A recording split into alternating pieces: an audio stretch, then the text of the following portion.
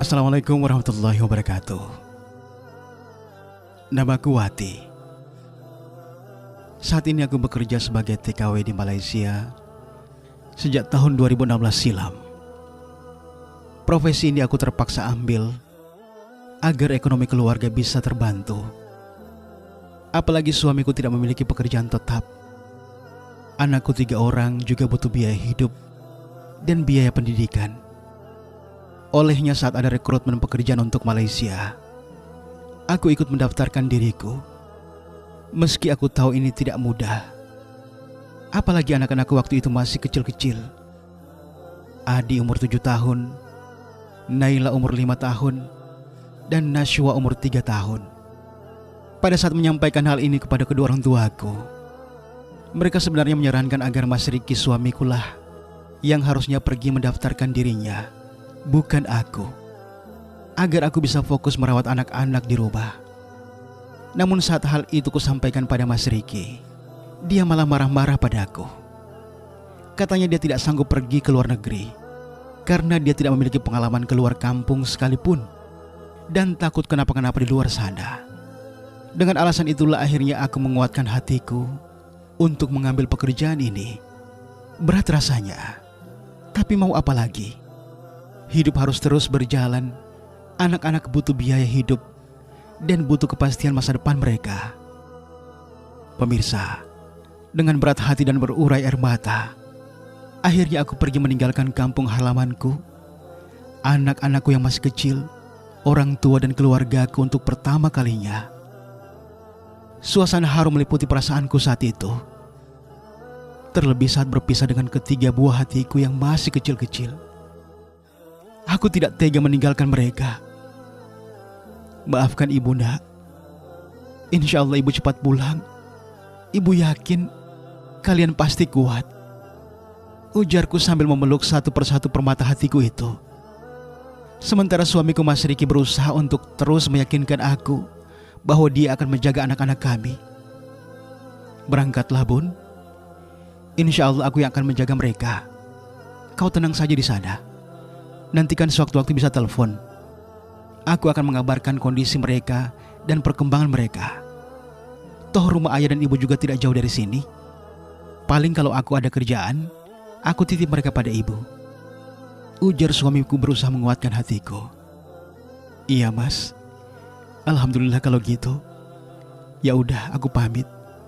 Assalamualaikum, ujarku sambil mencium tangan suamiku, dan Mas Riki pun memelukku sebelum akhirnya melepaskan pelukannya. Kakiku tertatih kuseret menuju bus yang sudah dari tadi menungguku. Air mataku mengalir deras. Ternyata seperti inilah perjuangan, benar-benar butuh keikhlasan dan pengorbanan. Dengan segenap kekuatan yang berusaha aku kumpulkan, aku meninggalkan kampung halamanku dan orang-orang yang aku cintai demi mencari nafkah di negeri orang. Pemirsa, setiba di tempat kerjaku, awalnya rindu itu begitu membuncah. Sedih teramat sedih, pilu teramat pilu. Biasanya tidur dengan anak-anakku yang masih kecil-kecil itu, biasa melayani kebutuhan mereka. Kini entah bagaimana keadaan mereka. Air mataku sering menderas. Aku hanya berharap semoga waktu ini segera berlalu, agar aku bisa mengumpulkan uang dan bisa kembali lagi ke kampung halamanku tercinta. Alhamdulillah, aku mendapatkan majikan yang sangat luar biasa baiknya. Jadi kesedihanku agak terobati. Setiap bulan aku mengirimkan uang ke suamiku untuk memenuhi kebutuhan keluarga di kampung. Kepada Mas Riki juga aku minta dibagi sedikit untuk bapak dan ibu, agar mereka senang dan ikut merasakan jerih payahku di sini. Alhamdulillah setiap bulan aku rutin mengirimkan untuk suamiku. Gajiku, alhamdulillah kalau dirupiahkan bisa mencapai 6,5 juta per bulan. Dan aku rutin mengirimkan 5 juta ke suamiku. Berharap suamiku juga bisa mengelolanya sebaik mungkin, sehingga bisa menyisihkan untuk ditabung demi perbaikan rumah. Bulan berganti tahun, dan tanpa terasa 6 tahun sudah aku menjadi TKW. Sepanjang tahun itu aku nikmati dengan kondisi suka dan duka. Kadang rindu tak tertahankan. Tetapi hingga memasuki tahun ke-7, aku minta cuti pada majikanku untuk pulang ke kampung halamanku ke Indonesia. Dan mereka mengizinkanku. Kepada suami dan keluargaku, aku tidak memberitahu hal itu, karena aku ingin memberikan kejutan pada mereka. Dengan segala rasa haru, aku lalui perjalanan dengan rasa rindu yang kian mengharu biru. Rindu anak-anak, rindu orang tua, rindu suami. Hingga tiba di rumah, ternyata bukan kebahagiaan yang aku dapati, tetapi kepedihan yang teramat sangat. Betapa tidak, ternyata suamiku sudah tidak tinggal di rumah itu lagi sejak 2 tahun silam. Menurut orang tuaku, Mas Riki sudah menikah lagi dengan wanita lain yang entah dari mana asalnya. Anak-anakku juga ia titipkan pada kedua orang tuaku. Sementara uang yang rutin kukirimkan per bulan kepadanya tidak ada kabarnya sama sekali.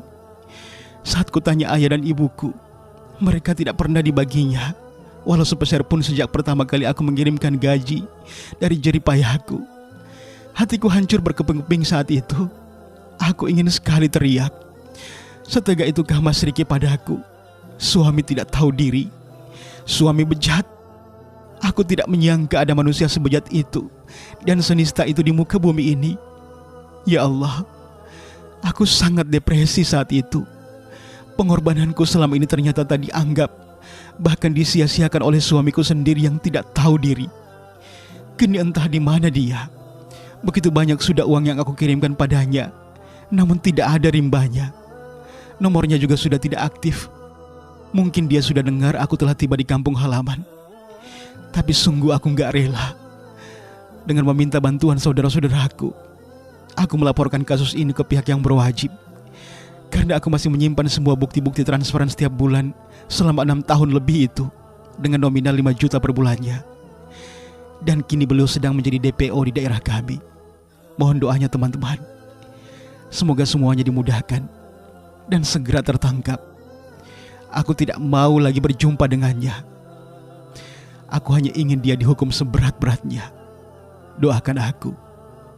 Wassalamualaikum warahmatullahi wabarakatuh.